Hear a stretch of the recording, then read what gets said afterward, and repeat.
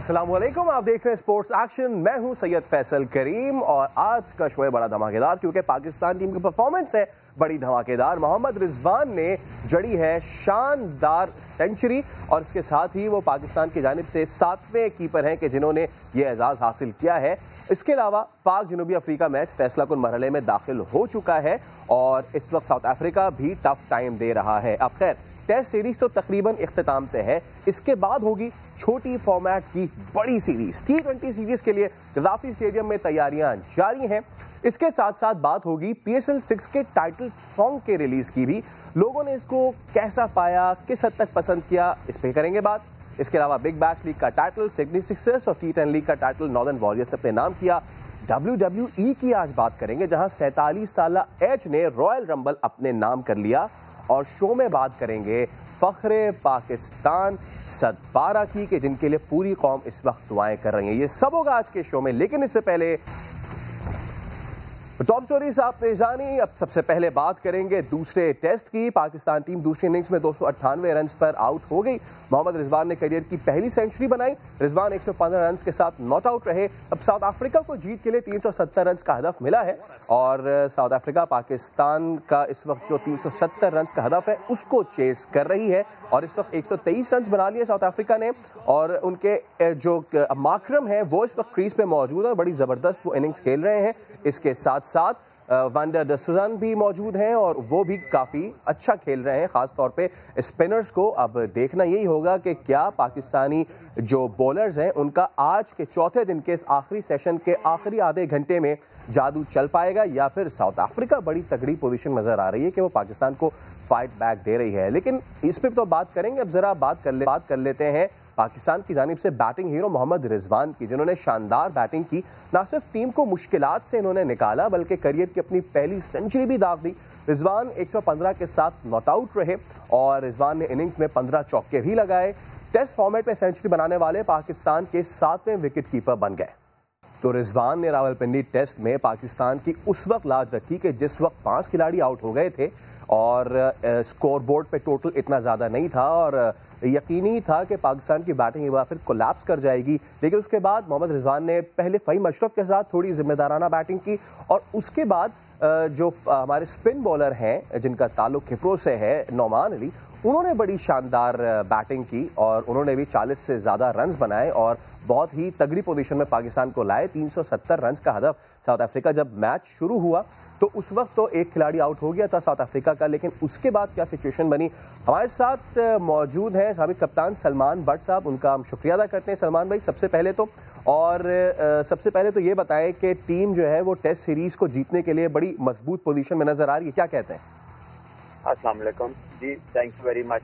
बिल्कुल जैसे आपने बताया है कि पाकिस्तान की टीम ने बड़ी फाइट शो की है। स्पेशली आप देख ले ये चारों की चारों इनिंग्स जो 2 मैचों की है उसका टॉप ऑर्डर ने हालांकि इतना बड़ा स्टार्ट नहीं दिया, वो अनफॉर्चुनेटली परफॉर्म नहीं कर सके, लेकिन उसके बावजूद कभी फवाद आलम, कभी अजहर, रिजवान, फहीम, एक जबरदस्त कंसिस्टेंसी जो है ना मिडिल ऑर्डर और लोअर मिडिल ऑर्डर से हमें नजर आई।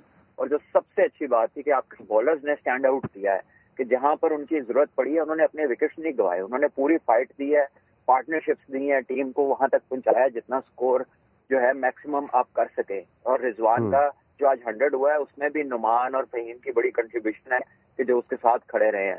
तो डेफिनेटली एक टीम को एक अच्छी टीम बनने में, एक एवरेज टीम को बड़ी टीम बनने में ये चीजें डिफरेंस डालती हैं जो नजर आ रही हैं।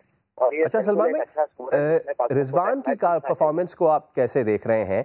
जिस वक्त सरफराज की जगह पे उन्हें लाया गया था काफी तनकीद हुई थी, लेकिन अब सिर्फ टेस्ट नहीं, तीनों फॉर्मेट्स में रिजवान बेहतरीन परफॉर्म करें ऑल अराउंड द वर्ल्ड। देखिए रिजवान की जो डेवलपमेंट है ना एज अ बैट्समैन वो बड़ी कमाल की है। आप उसको देखेंगे वो हर फॉर्मेट में रन कर रहा है। उससे पाकिस्तान से बाहर अगर ऑस्ट्रेलिया सीरीज से उसकी बैटिंग देखें, इंग्लैंड का टूर देखें, न्यूजीलैंड में देखें, तो ये 3-4 ही जगह है दुनिया में जहाँ पे आप जाके स्कोर करते हैं। इवन एज अ बैट्समैन भी तो आपको लोग कहते हैं यार ये एस्टैब्लिश हो सकता है, ये बड़ा प्लेयर है। तो उसने हर जगह अपनी बैटिंग दिखाई है कि मैं हर जगह कर सकता हूँ। उससे पहले यूएई में उसने 2 सेंचुरी ऑस्ट्रेलिया के खिलाफ वनडे में की। तो एक कंसिस्टेंसी के साथ वो रन करते आ रहे हैं और ये डोमेस्टिक क्रिकेट में एक कंसिस्टेंट प्लेयर है। बेहतरीन इनका रिकॉर्ड है फर्स्ट क्लास का। सुइगेस को और केपीके को इसने बड़े मैचेस जितवाए हैं एज अ बैट्समैन भी। तो एक कंप्लीट पैकेज है कीपिंग के साथ बैटिंग का, और मेरा ख्याल है कि जितनी देर तक वो फिट और ऐसे परफॉर्म करते रहेंगे, किसी के लिए भी उनकी जगह लेना मुश्किल होगी।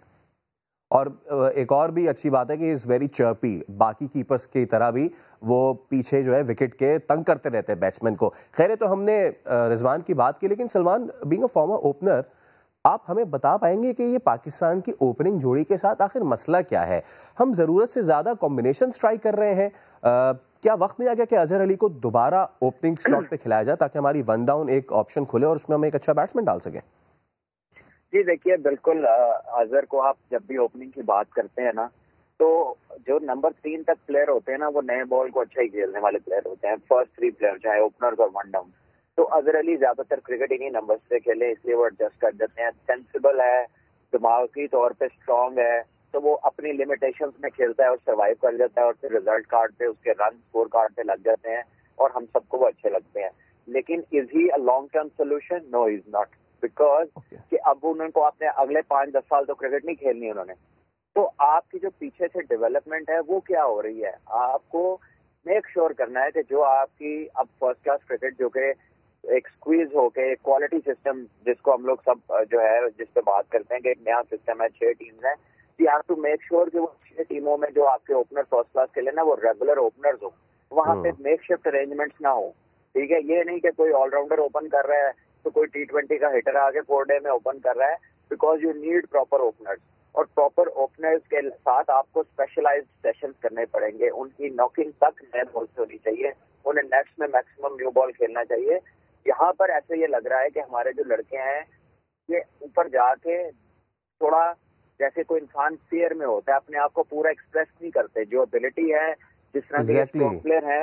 अगर थोड़ा सा प्रिसाइज होके सलमान, अगर हम थोड़ा सा प्रिसाइज होके बात करें, आबिद अली की अगर हम डिसमिसल्स देखें चारों, तो वो स्टक नजर आ रहे हैं क्रीज पे, और फास्ट बॉलर्स ने उनको बाउंस किया है, कभी वो स्टक हुए हैं वहीं पे उछले हैं, कभी बोल्ड हो गए और कभी पीछे कैच दे बैठे हैं। इमरान भट्ट की बात करें तो वो भी ये क्रीज पे स्टक नजर आ रहे हैं, मूवमेंट आगे पीछे नजर नहीं आ रही इनकी। होम कंडीशंस में अगर ये सिचुएशन है तो बाहर तो फिर आपकी खैर नहीं है। देखिए जी, होम कंडीशंस जो है ना, ये टेलर मेड की गई हैं ताकि ये स्पिनर्स को सूट करें।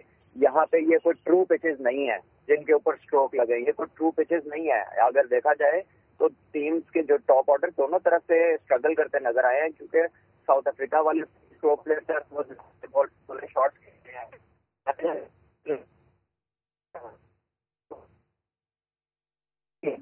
ठीक है, और सलमान, जैसा कि आप हमें बता ही रहे थे कि जो ओपनर है वो थोड़ा प्रॉब्लम कर रहे हैं और ओपनिंग स्लॉट में हमें बहुत ज़्यादा ज़रूरत है इन्वेस्ट करने की। तो सलमान भट्ट हमारे साथ मौजूद थे, बहुत शुक्रिया आपका।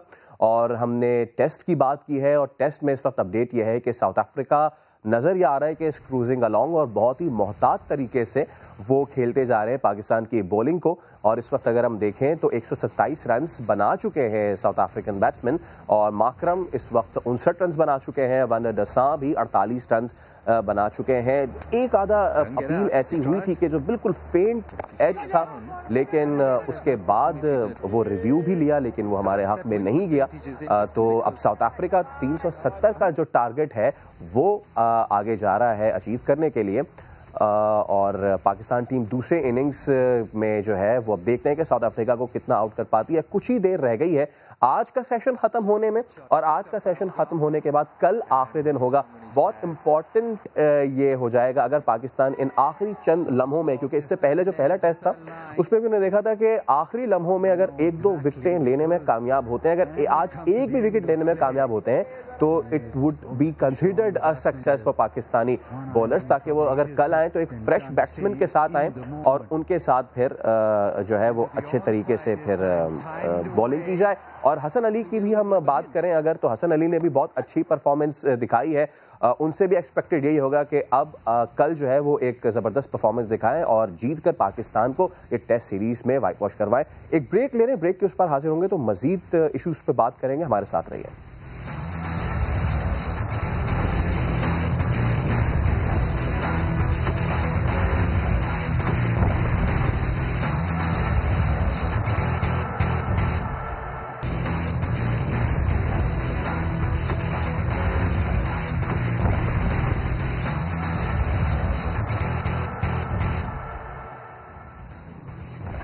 Welcome back. और स्पोर्ट्स एक्शन के इस सेक्शन में हम बात करेंगे अब T20 सीरीज की, पाकिस्तान और साउथ अफ्रीका के दरमियान, जो अब लाहौर में स्टेज होगी। दोनों स्क्वाड्स कदाफी स्टेडियम में प्रैक्टिस कर रहे हैं।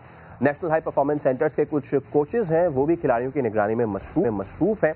तो क्या क्या हुआ है हम बात करेंगे। हमारे साथ हमारे नुमाइंदे कादिर ख्वाजा जो कि कदाफी स्टेडियम में मौजूद है। कादिर, सबसे पहले तो बताएं कि कौन कौन से कोचेज हैं वहाँ पे और किन जो है वो फैक्टर्स पे खिलाड़ियों के वो फोकस हैं।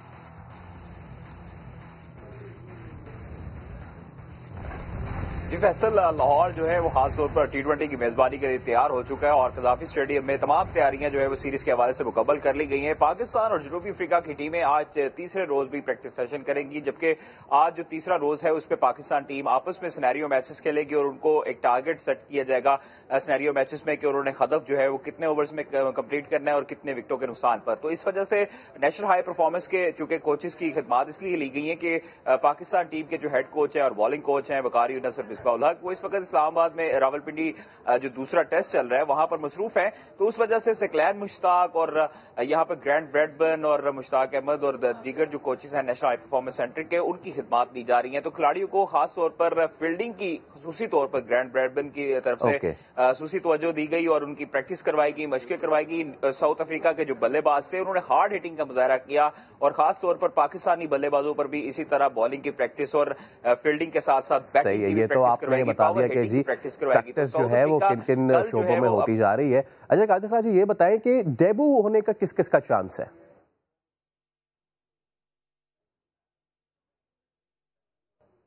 देखिए, ज्यादातर जो है वो पाकिस्तान टीम जो पिछली जो गुज़श्ता टीम थी उसके साथ ही उतरेगी। अलबत्ता एक जो है वो एक मैच में डेब्यू का जाहिद महमूद का चांस है कि स्पिनर को खास तौर पर मौका दिया जा सकता है। उस्मान कादिर, चूंकि शादाब खान अनफिट है तो उस वजह से उस्मान कादिर के साथ साथ जाहिद महमूद भी खेलेंगे और जाहिद महमूद को दूसरे या तीसरे T20 में आजमाया जा सकता है।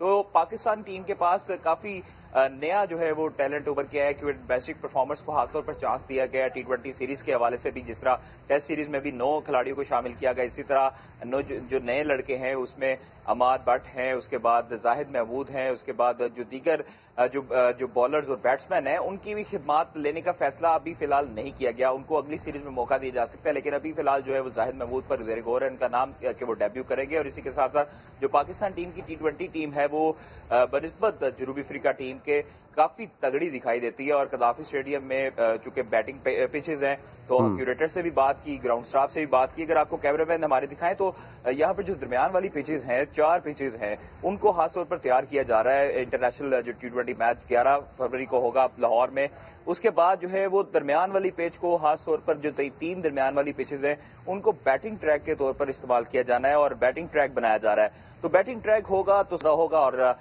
काफी जो है वो बैटिंग ट्रैक होगा, स्कोर ज्यादा होगा, छक्के छक्के लगेंगे और खूब मजा आएगा। कादिर ख्वाजा, बहुत शुक्रिया, आप हमें कदाफी स्टेडियम से अपडेट कर रहे हैं। तो T20 सीरीज जो है वो भी अब बिल्कुल धाने पे आ गई है।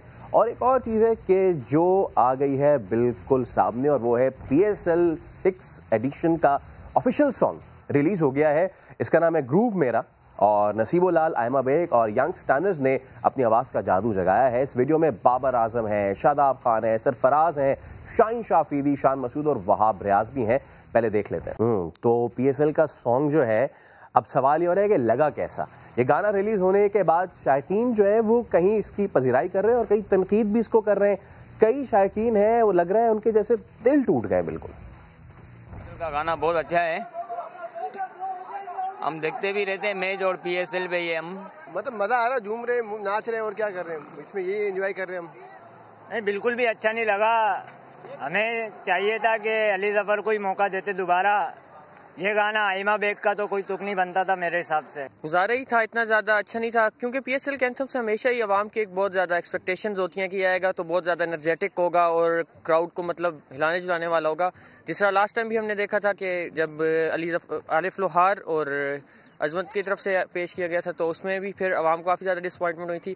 सेम इस दफ़ा भी कोई इतना ज़्यादा जो है आवाम की तरफ से कोई इतनी ज़्यादा खुशी का इजहार नहीं किया गया। काफ़ी बेटर है वॉच किया और काफ़ी मतलब अच्छा बनाया, पहले से काफ़ी ज़्यादा बेटर था। PSL का जो नया गाना आया है ग्रूव मेरा, बहुत ही बेकार है।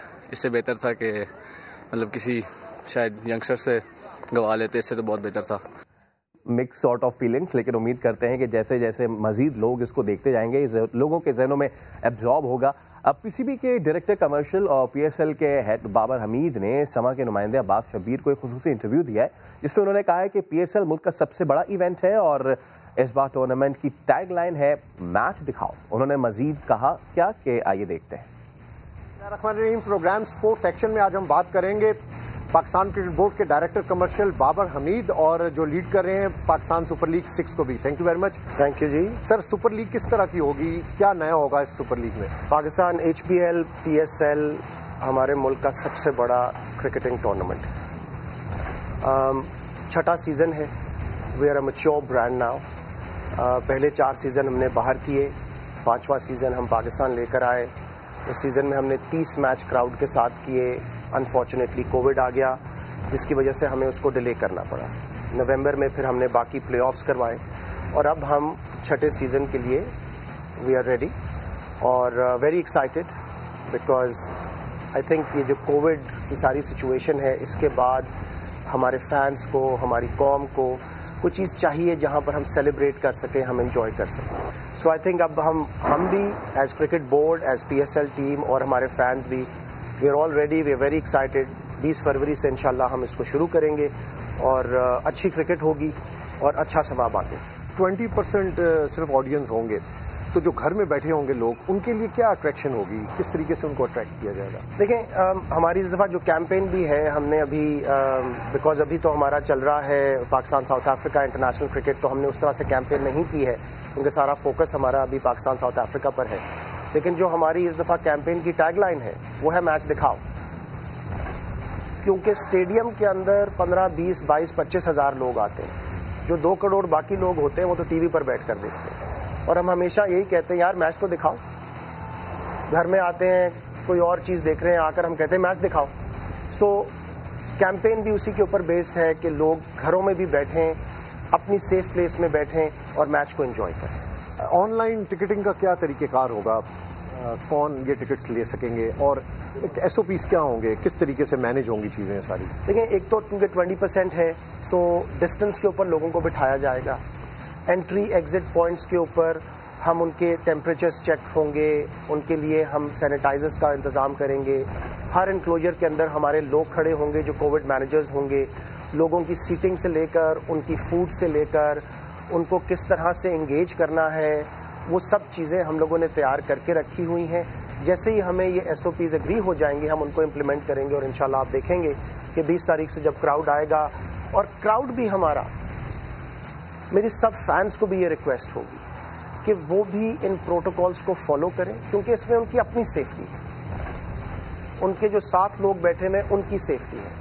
सो आई थिंक ये हमारी फैंस की और हम लोगों की, ये हमारा जॉइंट एफर्ट होगा कि हम सक्सेसफुली इस चीज़ को कर पाएंगे। आप क्लेम करते हैं डेफिनेटली कि PSL, चूँकि अब आप लोग खुद क्रिकेट बोर्ड में हैं, नजम सेठी साहब की PSL में और इस PSL में क्या फ़र्क है, क्या आपको नज़र आता है, क्या चेंज है? देखिए, मेरे ख्याल से ये एक ऑर्गेनाइजेशन का टूर्नामेंट है, पाकिस्तान क्रिकेट बोर्ड का टूर्नामेंट है। ये किसी एक इंडिविजुअल का या किसी एक टीम का नहीं है। उन्होंने शुरू किया, वो मैचेस उस वक्त दुबई में होते थे। अब 5वां सीज़न हमने पाकिस्तान में पूरा करवाया, छठा सीज़न हम पाकिस्तान में पूरा करवाने जा रहे हैं। सो फ़र्क ये है कि पहले हालात, एनवायरनमेंट, सिचुएशंस ये थी कि हम पाकिस्तान में शायद नहीं करवा सकते थे। अल्हम्दुलिल्लाह हमारी सिक्योरिटी सिचुएशन इम्प्रूव हो गई। आप प्लेयर्स के भी अगर कमेंट्स देखें, उनके ट्वीट्स देखें, वो सेफ फील करते हैं पाकिस्तान में। क्वालिटी क्रिकेट मिलती है उनको पाकिस्तान में, हॉस्पिटैलिटी और वार्मथ मिलती है उनको पाकिस्तान में, और वो इंटरेस्टेड हैं पाकिस्तान आने में। स्पोर्ट्स सेक्शन में वक्त पर एक ब्रेक का, लेकिन ब्रेक के उस पर जब हम हाजिर होंगे तो बात करेंगे फ़ख्र पाकिस्तान अली सतपारा की और उनकी खैरियत दरियाफ्त करेंगे और ये भी जानने की कोशिश करेंगे कि कितने चांसेस हैं कि रेस्क्यू जो मिशन है वो कामयाब होगा। Stay with us.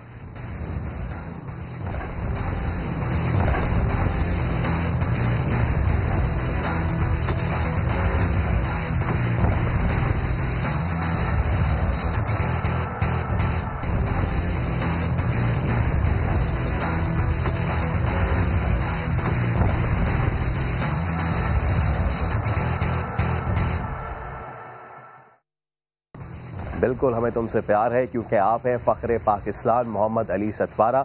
बखैरियत इनकी वापसी के लिए पूरी कौम दुआगो है। अली अपनी टीम के साथ इस खतरनाक केटू को सर करने की कोशिश कर रहे हैं कि जिस कोशिश में हर 4 में से 1 को पैमा की मौत वाक़ हो जाती है। केटू पर अमवात की शरह 29% है, जबकि दुनिया की सबसे बुलंद चोटी माउंट एवरेस्ट पर यही शरह सिर्फ 4% रह जाती है। अब केटू क्योंकि दुनिया की दूसरी बुलंद तरीन चोटी है, इसको खूनी पहाड़ भी कहा जाता है। ये इसलिए कहा जाता है क्योंकि ये पहाड़ अब तक 86 कोपहमाओं की जान ले चुका है। मोहम्मद अली सतपारा समेत 3 कोपहमाओं का जुमे के रोज बेस कैंप, टीम और अहले खाना से राब्ता मुनक़ता हो गया था।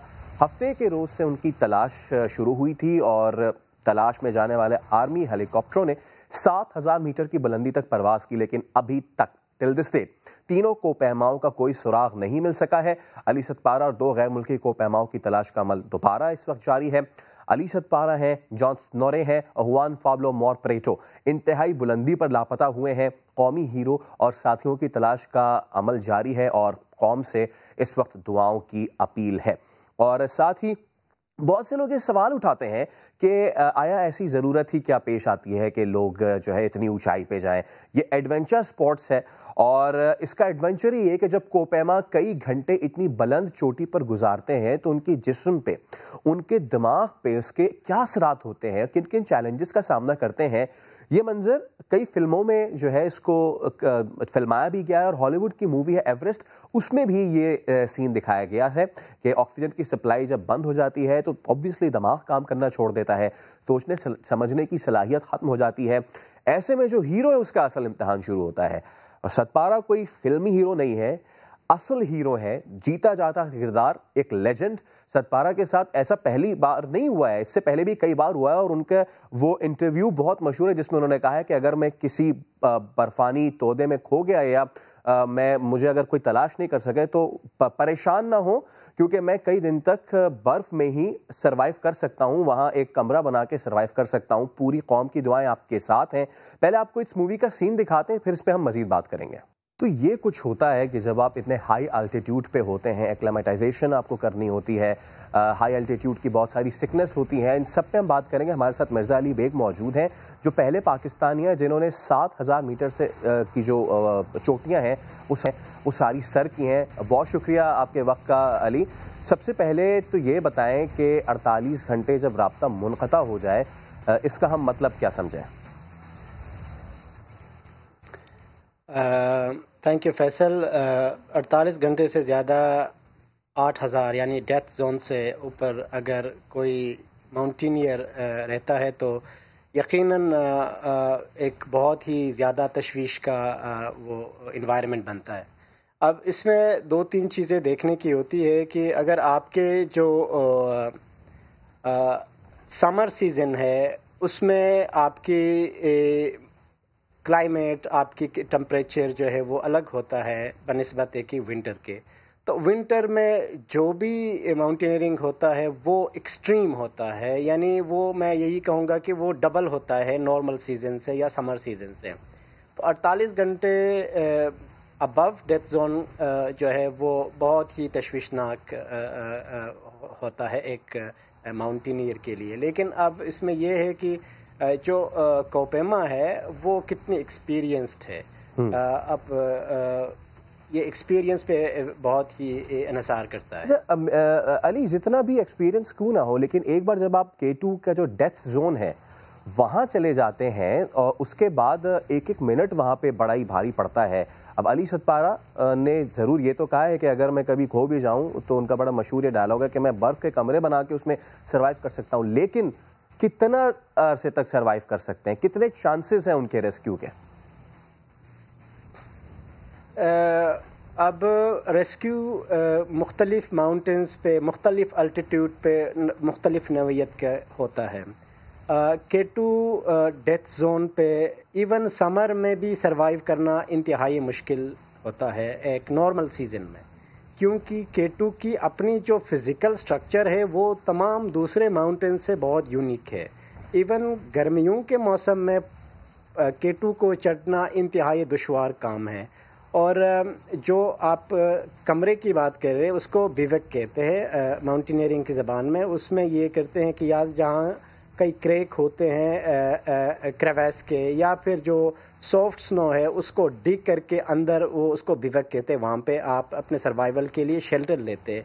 वो दो वजूहात की बिना पे बनाया जाता है। एक ये कि अगर आपके पास टाइम शॉर्ट है, आप अंधेरे में जो है ना आपके पास कोई प्रॉपर हेडलैम्प नहीं है, या फिर आपके जो रास्ता है वो आपको क्लियर नहीं है और रात होने वाली है, तो उस वक्त ऐसे शेल्टर लिया जाता है। दूसरा उस कंडीशन में लिया जाता है कि अगर बहुत ही खतरनाक स्टॉर्म आता है तो बिवक उस टाइम जो है वो बनाया जाता है। अच्छा, लेकिन और इसमें कितने घंटे सर्वाइव कर सकते हैं इसमें with limited food resources and water?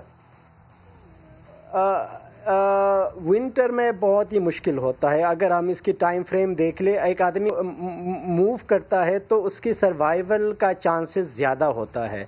अगर आदमी मोशन में है या चलता है तो वो एक अलग इम्पैक्ट पड़ता है इंसान के दिमाग पे, इंसान के बॉडी पे, क्योंकि जैसे डेथ जोन का मतलब है कि वहाँ पे ऑक्सीजन का मिकदार जो है वो बहुत कम है, 40% से 35% के दरमियान होता है। उसमें आपकी ब्रेन में जो है ना ऑक्सीजन की कमी वाक़ा होता है और आपको सेरिब्रल इडीमा हो सकता है, और जिससे जो है गए हुए भी हैं विदाउट ऑक्सीजन, ये भी चीज़ है। अच्छा अली साहब, अब ये बताइएगा कि हेलीकॉप्टर जो है वो कल भी भेजे गए, आज भी मिशन जारी है, और अभी जो एक शर्पा हैं उनका भी एक ट्वीट आया है कि जी आज भी जो मिशन हमने किया है तो उसमें we have no science of the team, दुआ हमारी यही है कि उनको रेस्क्यू किया जा सके। कितनी उम्मीद है कि ये रेस्क्यू मिशन कामयाब हो सके? और साथ में भी बताइएगा कि क्या कोई और तरीका नहीं है इस रेस्क्यू मिशन का, क्योंकि अगर आप इतने हाई एल्टीट्यूड पे एक और ह्यूमन टीम भेजते हैं तो मजीद इंसानी जानों को रिस्क में डाल सकते हैं। कोई और तरीका है ऐसे रेस्क्यू का? देखिए, आज तक जो हाईएस्ट अल्टीट्यूड का रेस्क्यू जो है वो ऑलमोस्ट 8000 मीटर, जहाँ से एली इवैक्यूएट कर चुके हैं। तो अब K2 पे इवैक्यूएशन या रेस्क्यू करना बहुत ही मुश्किल, क्योंकि ऑलरेडी इतना टाइम गुजर चुका है। और ये बहुत ही ज़बरदस्त है कि हमारी आर्मी एविएशन की जो हेलीकॉप्टर्स ने 7800 की ऊंचाई पे, यानी तकरीबन कैम 4 के नीचे से उन्होंने फ्लाई की है, लेकिन वहाँ पे कोई ट्रेस नज़र नहीं आया। दूसरा मैं यही कहूँगा कि अगर हम in the future, in the long run ऐसे कर सकते हैं कि ड्रोन टेक्नोलॉजी को इंट्रोड्यूस करें माउंटेन रेस्क्यू के लिए, क्योंकि हेलीकॉप्टर्स जो है वो उनकी ऑपरेशनल इंगेजमेंट अलग होते हैं। माउंटेन रेस्क्यू के लिए अगर हम पाकिस्तान में इस टूरिज़म को, माउंटेन टूरिज़म क्योंकि बहुत बढ़ने वाली है, बहुत बढ़ रही है, तो सर्च एंड रेस्क्यू के लिए हमारे बहुत ही ज़बरदस्त मैकेनिज़्म डेवलप करना चाहिए। हमारे जो मिलिट्री ड्रोन्स है उनको थोड़ा मॉडिफाई करके या फिर ऐसे ड्रोन्स को इंट्रोड्यूस करना चाहिए कि वो जो है ऐसे हाई आल्टीट्यूड जो है वो ह्यूमन लाइफ रिस्क में, ये आपने बड़ी ज़बरदस्त पॉइंट उठाया है। अच्छा, आपने अपनी बात में ये कहा है बीच में कि अली सतपारा इससे पहले भी 8000 मीटर से रेस्क्यू हुए हैं, if I am not wrong, आपने ऐसे ही कहा है। अगर ऐसा हुआ है तो आप बता सकते हैं वो कब हुआ था और वो समिट कौन सी थी? नहीं, मोहम्मद अली सतपारा माशाल्लाह वो ऐसा हीरो था पाकिस्तान का, बल्कि पूरी दुनिया में वो माना पहचाना नाम था। वो कभी रेस्क्यू नहीं हुआ है, बल्कि वो रेस्क्यू के लिए जाते थे। इवन वो K2 के, हाँ, वो मतलब दूसरे लोगों के रेस्क्यू हो चुके इतने अल्टीट्यूड पे, खासकर नेपाल में, एवरेस्ट में, लेकिन अल्हम्दुलिल्लाह उसका कभी भी अल्टीट्यूड पे रेस्क्यू नहीं हुआ है, बल्कि वो रेस्क्यू में पार्टिसिपेट करता था। वो इतना बड़ा नाम था पाकिस्तान के लिए। एब्सोल्युटली। हमें अब ये बताएं कि 48 से ज़्यादा जो है वो घंटे का टाइम गुजर चुका है। अली सतपारा जो कि एक बहुत ज़बरदस्त माउंटेनर भी हैं और रेस्क्यू मिशंस में भी उन्होंने बड़ा हिस्सा लिया है, तो कौम को उम्मीद का दामन तो हमें ऑब्वियसली हाथ से नहीं छोड़ना चाहिए, लेकिन कितने ज़्यादा चांसेस हैं as a experienced mountaineer and climber, आप क्या बता पाएंगे हमें कि कितनी ज़्यादा उम्मीद रखनी चाहिए एक सक्सेसफुल मिशन की? मैं यहाँ पे आपके साथ दो चीज़ें जो है यूनिक एक्सपीरियंस शेयर करूँगा, उससे के बाद आपकी जवाब को मैं सवाल का जवाब दूँगा। आपने बिल्कुल अपने इंट्रोडक्शन में कहा कि जो रियल लाइफ माउंटेनियर्स या रियल लाइफ हीरोज़ जो होते हैं ना, वो ऐसे लोग होते हैं जो अननोन होते हैं, अनसीन होते हैं। तो माउंटेनियर जैसे मेरे से भी बहुत बेहतर कोहपेमा है, हमारे पास अगर हाई एनर्जी जेल्स नहीं होते या हाई एनर्जी जो है बार्स या कोई ड्रिंक्स नहीं होते हैं हाई अल्टीट्यूड पे सर्वाइवल के लिए, खाने के लिए। लेकिन एक चीज़ हमेशा एक कोपेमा अपने पास जो रखता है, वो अपनी बैग के ऊपर वाले पॉकेट पे ना पाकिस्तान का झंडा ज़रूर रखता है, भले उसके पास एनर्जी बार या एनर्जी जेल ना हो। ये जो है रियल हीरो टाइम, भले उनको कोई देखे ना देखे, लेकिन वो झंडा ज़रूर रखते हैं। दूसरी बात मैं ये कहूँगा कि देयर इज़ टू एस्पेक्ट। एक हमारा फेथ और इमोशन का है ताल्लुक, दूसरा है प्रोफेशनल। अगर मैं प्रोफेशनल एंगल में कहूँ, एक रियलिस्टिक बेस पे माउंटेन में अगर आप 10 घंटे डिस्कनेक्ट हो जाए किसी भी 8000 मीटर के ऊपर, यानी 8000 की पहाड़ी पे 8000 मीटर से ऊपर अगर 10 घंटे से ज़्यादा अरसे हो तो बहुत ही सीरियस ग्रेव कंसर्न्स है। लेकिन फिर एज ए मुसलमान फेथ भी ये बीच में आता है कि मिरेकल हो सकता है, अल्लाह ताला हर चीज़ पे हम सब यही उम्मीद, हम सब यही दुआ कर रहे हैं कि मिरेकल हो, क्योंकि अली सतपारा पाकिस्तान का नहीं पूरी दुनिया का भी फ़ख्र है और हम यही कोशिश कर रहे हैं कि किसी तरीके से उनको ट्रेस कर सके। बहुत शुक्रिया मिर्ज़ा अली बेग, आपने हमें वक्त दिया और हमें ही कि किस तरीके से ये तमाम तर मुसीबतें परेशानियाँ आती हैं एक माउंटेनर को, लेकिन फेथ है, दुआएं हैं कौम की अली सतपारा और उनकी फैमिली के साथ कि वो लौट आएँ सेहतयाबी के साथ। इस पे तो हम नज़र रखेंगे। अब एक बार फिर ज़रा क्रिकेट की बात करें तो T10 लीग की बात करें, उसका टाइटल नॉर्दर्न वॉरियर्स ने जीत लिया है। फाइनल में उन्होंने दिल्ली बुल्स को 8 विकेटों से शिकस्त दी। लाहौर कलंदर्स की टीम इवेंट में तीसरे नंबर पर रही। और सहरा के क्रिकेट से चलते हैं direct down under Australia. Big bash league का 10वां एडिशन हुआ खत्म। सिडनी सिक्सर्स टाइटल के दिफा में कामयाब हो गई है। ऐसा 3 बार हुआ है कि सिडनी ने ये टाइटल जीता है। फाइनल में पर्थ स्कॉचर्स को 27 रन से उन्होंने शिकस्त दी। जेम्स विंस को प्लेयर ऑफ द फाइनल करार दिया गया। सिडनी सिक्सर्स ने पहले खेलते हुए 188 रन बनाए, विंस ने 95 रन जोड़े। हदफ के ताक़ुब में पर्थ स्कॉचर्स सिर्फ 166 रन ही बना सकी। और अब कुछ बात करेंगे WWE रेसलिंग की, जहां 47 साला एज ने शानदार कमबैक किया। 2021 का रॉयल रंबल अपने नाम किया। रॉयल रंबल जीतने के लिए 30 रेसलर्स बारी बारी रिंग में उतरते हैं। एज की इस जीत की खास बात यह है कि एज पहले नंबर पर रिंग में उतरे और आखिरी नंबर तक रिंग में रहे। और साथ आपको ये भी बताएं कि एज ने अपने करियर में दूसरी बार ये रॉयल रंबल जीता है। एज ने 2010 का रॉयल रंबल भी अपने नाम किया था। 2011 में इंजरी की वजह से एज ने रेसलिंग से रिटायरमेंट ली थी, जिसके बाद उन्हें अगले साल WWE हॉल ऑफ फेम में शामिल भी किया गया था। तो आज के स्पोर्ट्स एक्शन से फिलहाल इतना ही।